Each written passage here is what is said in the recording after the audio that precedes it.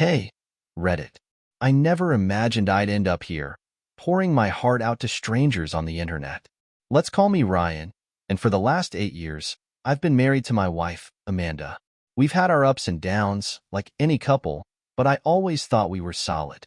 That was until a few weeks ago, when everything I thought I knew about my marriage started to unravel. It all began with a text message.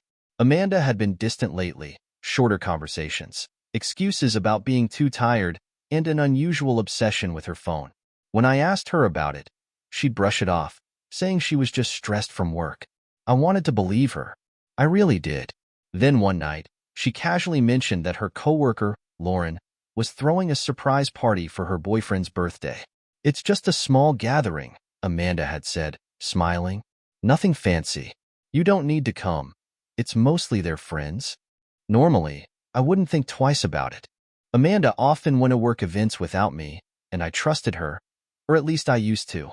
But something about the way she said it felt off. It wasn't just the words, it was the way she avoided my gaze and how quickly she changed the subject afterward. "Lauren's boyfriend, huh?" I asked, keeping my tone casual. "What's his name again?" She hesitated for a fraction of a second, but it was enough for me to notice. Josh. You've never met him." I nodded, pretending to drop the subject, but my gut was telling me something wasn't right. I didn't press her further, though.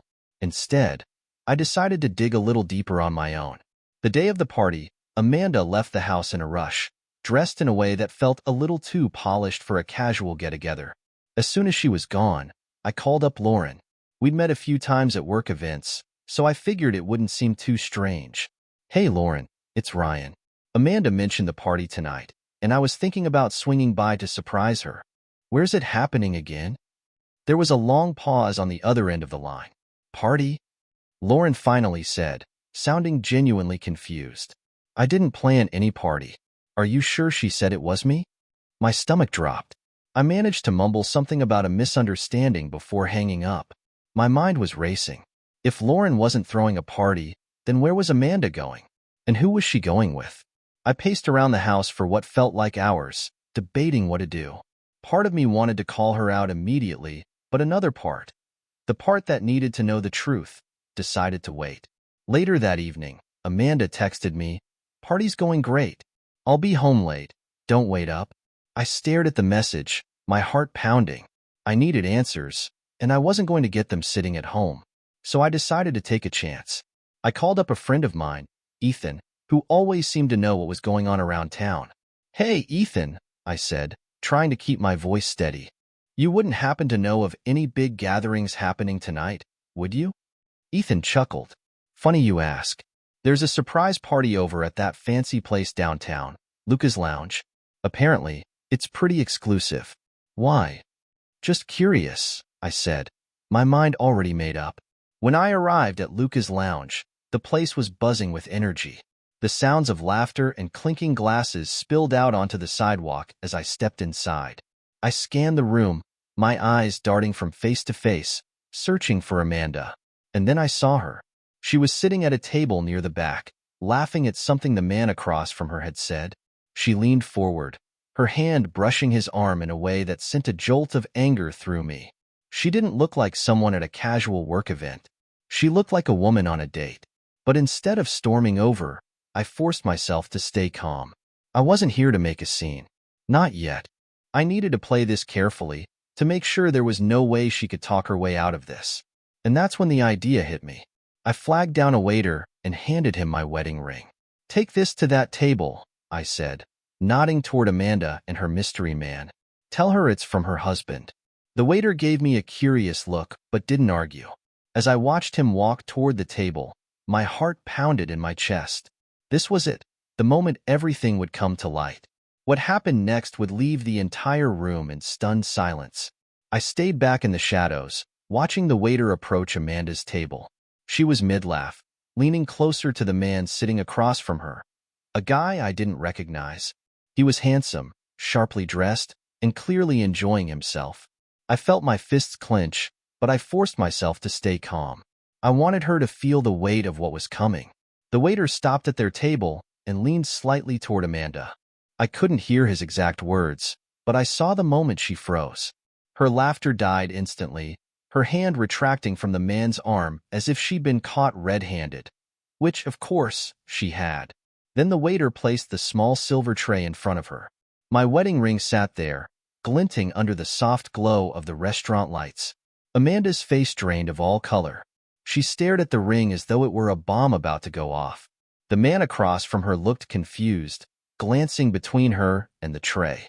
I stepped forward then, my steps slow and deliberate, making sure she saw me coming. The moment her eyes met mine, I could see the panic setting in. Her lips parted slightly as if she wanted to say something, but no sound came out. The man turned to look at me, his brow furrowing in confusion. "Ryan," Amanda finally whispered, her voice barely audible. "Surprise," I said coolly, stopping just a few feet from their table. The room had gone eerily quiet, the hum of conversations and laughter now replaced by murmurs as people noticed the unfolding drama. The man, let's call him Mr. Perfect, stood up, clearly unsure of what was happening. "Who's this?" he asked, looking at Amanda. I let out a humorless chuckle. "I'm her husband," I said, emphasizing the last word. "Who are you?" His face flushed, and he took a small step back. "I didn't know she was married," he stammered, glancing at Amanda for confirmation. Amanda's mouth opened and closed like a fish out of water. "Ryan, please," she said, her voice shaking. "This isn't what it looks like." "Really?" I said, raising an eyebrow.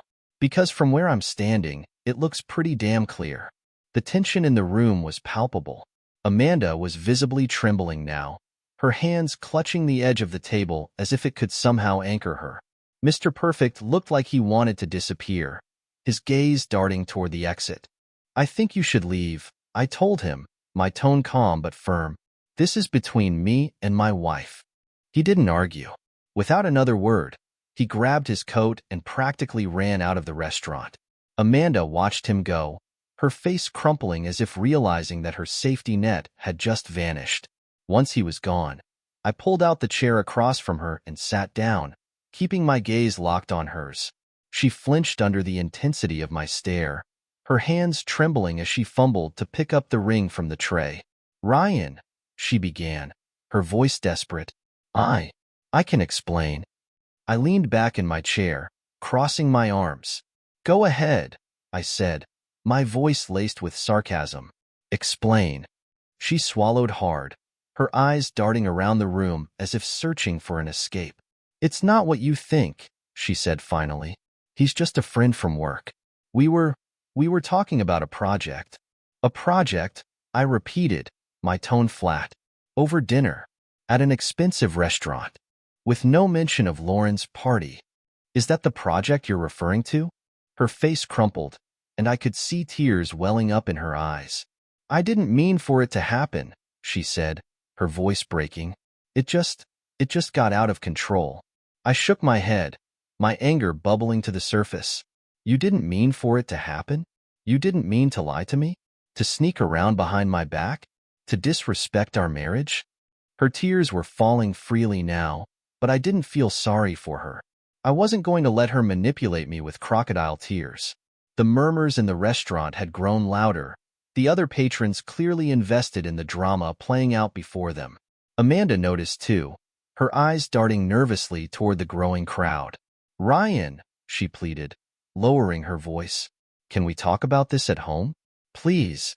I stood, pushing my chair back with deliberate slowness. "No, Amanda," I said, my voice steady.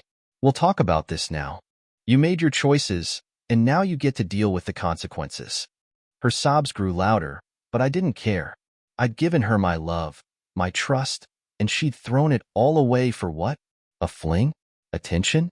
Whatever excuse she came up with, it didn't matter anymore. "I'll see you at home," I said finally, turning and walking toward the exit. I didn't look back. I didn't need to.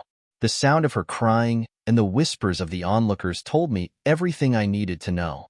When I got home, the house felt emptier than ever. But I didn't feel sad or defeated.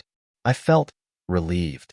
The truth was out, and now I could finally start figuring out what came next. I didn't sleep that night. I sat in the living room, replaying every moment of the confrontation at the restaurant. The image of Amanda's panicked face and her feeble excuses stuck with me. I knew she'd eventually come home, but I wasn't sure I was ready to face her again.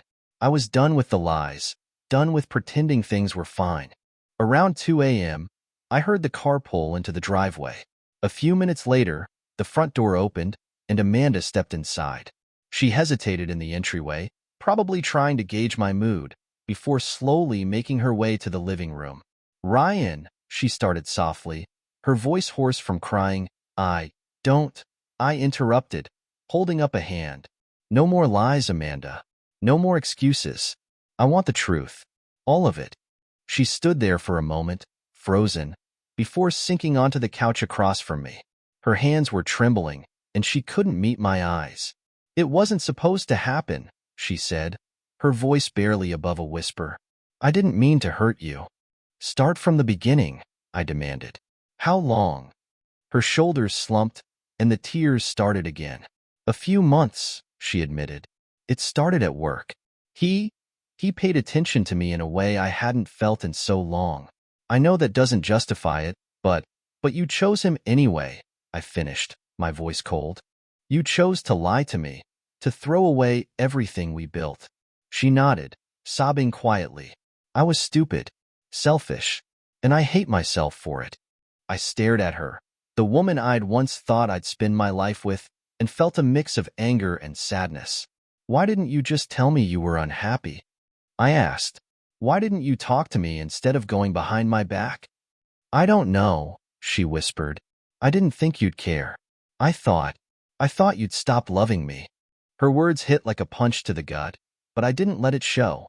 "You had no right to make that assumption," I said firmly. "And you certainly had no right to betray me because of it." The conversation went on for hours, and by the time the sun rose, I felt completely drained. Amanda begged for forgiveness, promised she'd do whatever it took to fix things, but I wasn't ready to give her an answer. I needed time to figure out what I wanted, what I deserved. "Go to bed," I told her finally. "We'll talk more later." She nodded, wiping her tears, and disappeared upstairs. I stayed on the couch, staring at the wedding photo on the wall and wondering how everything had gone so wrong. The morning after our conversation, the house felt suffocatingly quiet. Amanda stayed upstairs, probably trying to give me space, but the silence only gave me more time to think.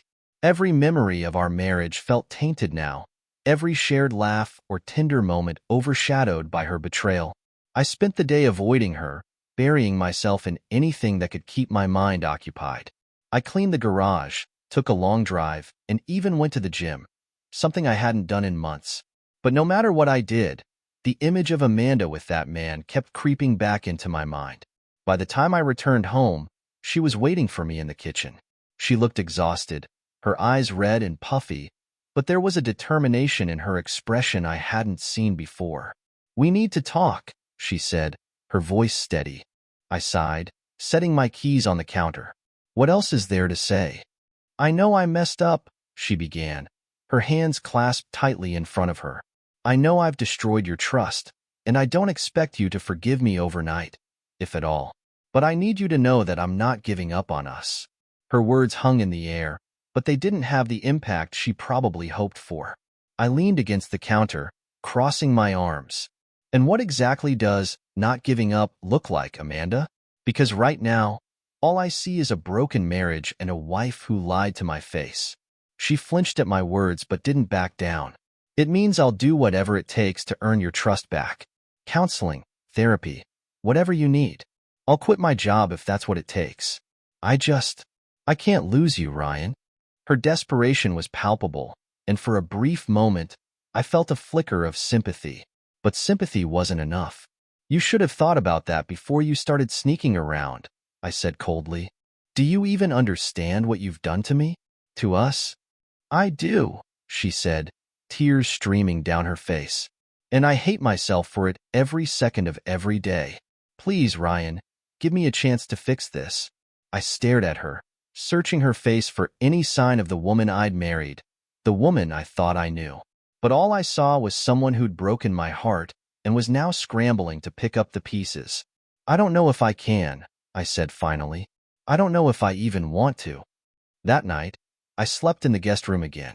The bed felt cold and unfamiliar, but it was better than sharing a room with someone I couldn't trust. As I lay there, staring at the ceiling, I realized that I couldn't keep living like this. Something had to change. The next morning, I made a decision. It wasn't one I'd come to lightly, but it was the only way I could start moving forward. I left Amanda a note on the kitchen counter, telling her I needed space and would be staying with a friend for a while. When I left the house, I didn't look back. The drive to my friend Mark's place felt surreal. Mark had been my best friend since college, someone I could count on no matter what. When I told him what had happened, he didn't ask questions. He just said, "Come over. Stay as long as you need." The relief of being in a different space was immediate. Mark handed me a beer and sat down across from me. "So," he said, keeping his tone light, "you want to talk about it? Or do we just sit here and watch the game?" I took a sip of the beer, staring at the screen without really seeing it. "She's begging me to forgive her," I said after a long pause. "She says she'll do anything to fix it, but I don't even know if I want to try." Mark nodded, his expression thoughtful. "Look, man, I'm not going to tell you what to do, but you've got to figure out what's best for you. Not for her, not for anyone else. Just you." His words stuck with me. For so long, I'd been trying to hold everything together, to be the perfect husband, to make sure Amanda was happy. But where had that gotten me? In a guest room, staring at the wreckage of my marriage. The days turned into a week, and while the pain didn't disappear, it started to feel more manageable. I threw myself into work, spent time with Mark, and even reconnected with old friends I hadn't seen in years. It felt good to focus on myself for once, to remember who I was outside of my marriage. Amanda texted me a few times each day, her messages alternating between apologies, pleas, and updates about the house. I responded politely but kept my answers short. I wasn't ready to deal with her yet, not until I knew what I wanted. One evening, I got a message from Amanda that caught me off guard. "I've scheduled a therapy session for us. Please consider coming. I know I've hurt you, but I want to at least try to repair this. If nothing else, it'll give us both clarity." I stared at the message for a long time, torn between anger and curiosity. Therapy? I wasn't sure if I believed it would help, but part of me felt like I owed it to myself to hear her out, to see if there was any chance of salvaging what we had. The following week, I agreed to meet her at the therapist's office. It was a small, cozy space, and the therapist, Dr. Wallace, greeted us with a calm, professional demeanor. Amanda looked nervous, her hands clasped tightly in her lap as we sat down. "I'm here for answers," I said bluntly, cutting through the awkward silence. "Not for reconciliation. I just want to understand why she did what she did." Amanda flinched at my words but nodded. "That's fair," she said quietly. Dr. Wallace guided the session, helping us unpack the events that led to the betrayal. Amanda admitted to feeling neglected, unappreciated, and disconnected from me.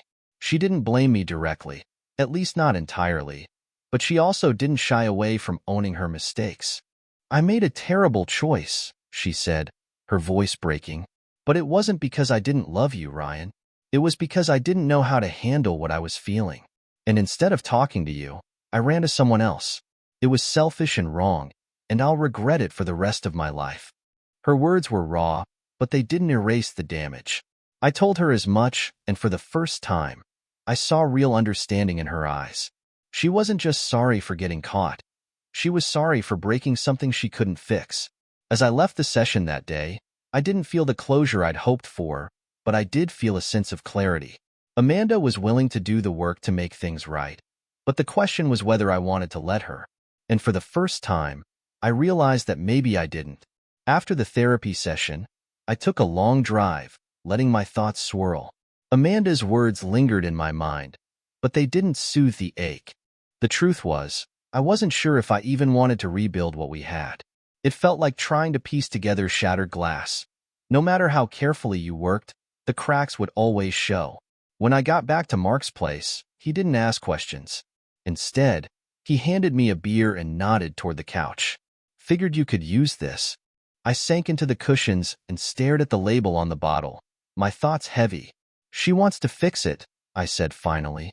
She's saying all the right things, but I don't know if it's enough. Mark tilted his head, considering my words. Do you want to fix it? He asked. Because it doesn't matter what she says if your heart's not in it.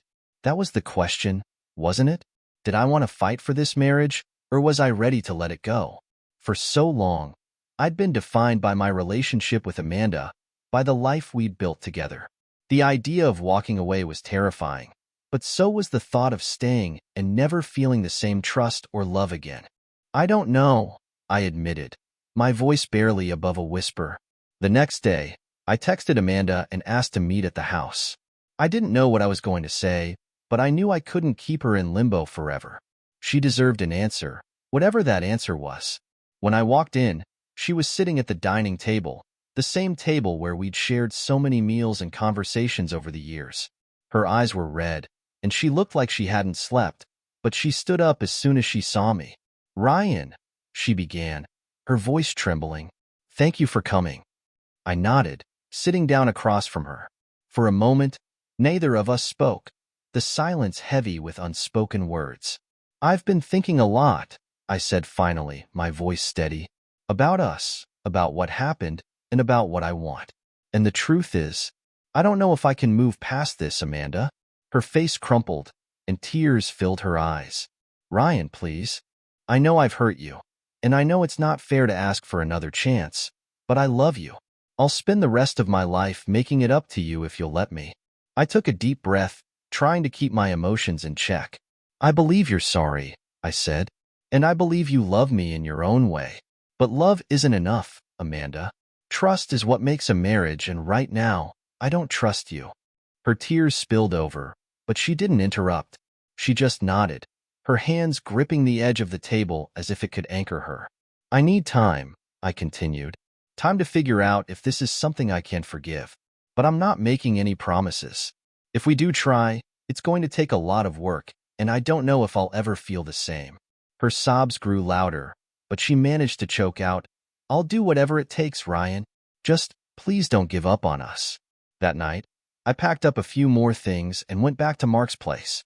Amanda's pleas echoed in my mind, but I knew I needed space to process everything. I wasn't ready to give her an answer, but I also wasn't ready to walk away completely. For the first time in weeks, I felt a glimmer of hope, not for the marriage necessarily, but for myself. No matter what happened, I knew I'd come out of this stronger. The next few weeks were a whirlwind of conflicting emotions. Amanda texted me every day, pouring her heart out and asking for updates, but I needed the space. Staying at Mark's gave me time to breathe, to reflect, and most importantly, to focus on myself for the first time in years. At work, I threw myself into projects I'd neglected. After hours, I spent time catching up with old friends, hitting the gym, and exploring hobbies I'd abandoned during the chaos of my marriage. Slowly, the fog of betrayal began to lift, and I started to feel like I was reclaiming the person I used to be before Amanda's lies consumed my life. But even as I rebuilt my routine, the question lingered. Could I ever forgive her? One Friday night, Mark and I were sitting on the patio, sharing a couple of beers, when he finally broke the silence. "You seem lighter these days," he said, glancing at me. "More like yourself?" I nodded, staring out at the darkening sky. "It's been good to step back," I admitted. "But part of me feels like I'm just running away from dealing with the real problem." Mark shrugged. "Sometimes you need distance to get perspective. But eventually, yeah, you'll have to decide. What's holding you back?" I sighed, running a hand through my hair. "I guess I don't know if forgiveness is even possible. And if it is, I don't know if it's worth it. Trust is gone, and I don't know if I can ever look at her the same way again." Mark took a sip of his beer before responding. "The way I see it, forgiveness isn't about her. It's about you. You don't have to stay with her to forgive her. Sometimes, forgiveness just means letting go so you can move on." His words stuck with me long after he'd gone to bed. I realized that I'd been looking at forgiveness as an all-or-nothing decision. Stay with Amanda and try to fix the marriage, or cut her out completely and hold on to the bitterness forever. But maybe there was a middle ground. Maybe forgiveness could be about finding peace for myself, regardless of what happened to us. The next day, I texted Amanda and asked to meet her at the house. She replied almost instantly, her eagerness clear even in the short message. When I arrived, she was already waiting, pacing nervously in the living room. She froze when she saw me, her face a mix of hope and fear. "Ryan," she began, her voice shaky, "thank you for coming." I need to say something," I interrupted, holding up a hand. "And I need you to listen." She nodded quickly, sitting down and clasping her hands in her lap. "I've been thinking a lot about everything," I said, keeping my voice steady. "About what you did, about what it says about our marriage, and about whether I can move forward from this. And here's the truth. I don't know if I can. But what I do know is that I can't keep living in this limbo." Her face crumpled, but she didn't speak. Her eyes locked on mine. "I've decided to forgive you," I continued, the words surprising even myself. "Not for you, but for me. I don't want to carry this anger and resentment forever. But forgiveness doesn't mean forgetting, and it doesn't mean things go back to the way they were." What does that mean?" she whispered, tears streaming down her face. "It means we need a break," I said firmly. "Real space, not just me crashing at Mark's. I need time to figure out what I want, and you need time to figure out who you are without this mess hanging over us. Maybe we'll find our way back to each other, or maybe we won't. But right now, we're not doing either of us any favors by forcing something that isn't working." Amanda sobbed quietly, nodding as she tried to process my words. "I'll do whatever it takes, Ryan, even if it means letting you go." Her honesty surprised me, but it also gave me a sense of closure.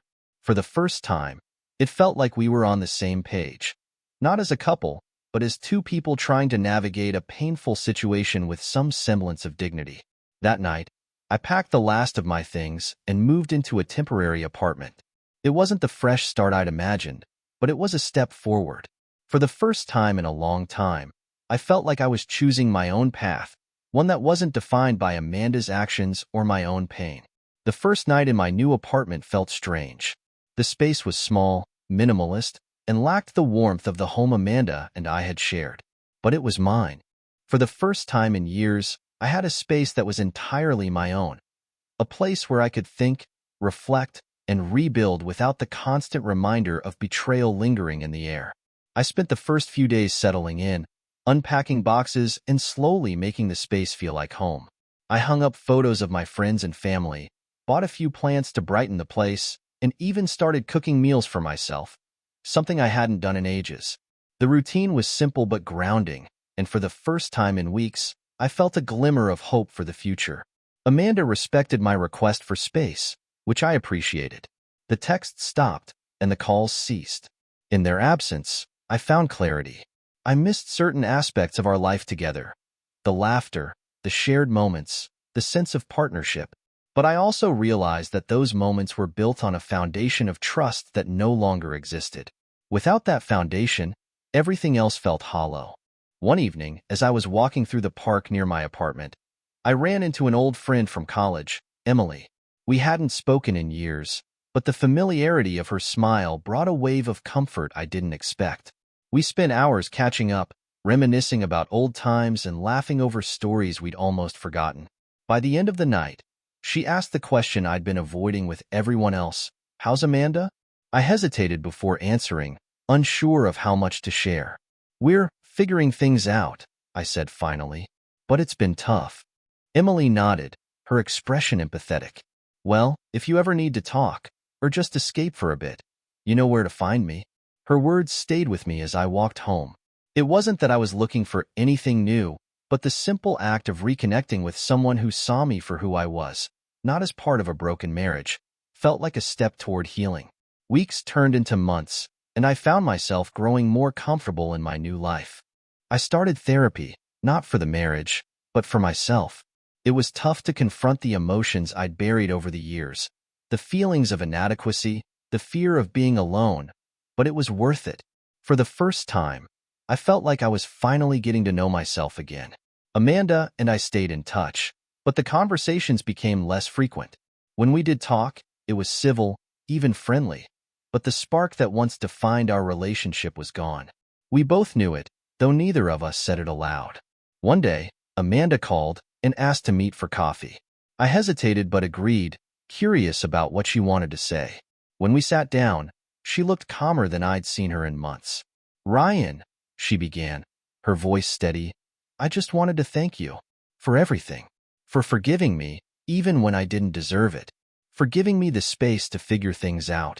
I nodded, unsure of where she was going. I've been doing a lot of thinking, she continued, and I've realized that I need to let you go. I've been holding on to the hope that we could fix things, but I see now that it's not fair to either of us. You deserve to be happy, and so do I. Her words hit me harder than I expected, but not in a painful way. They felt freeing.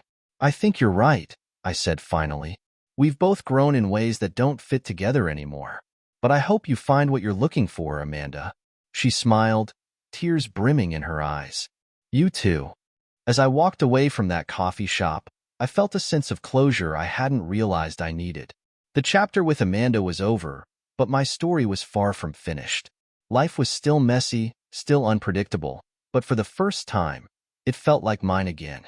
And that was enough. Bye.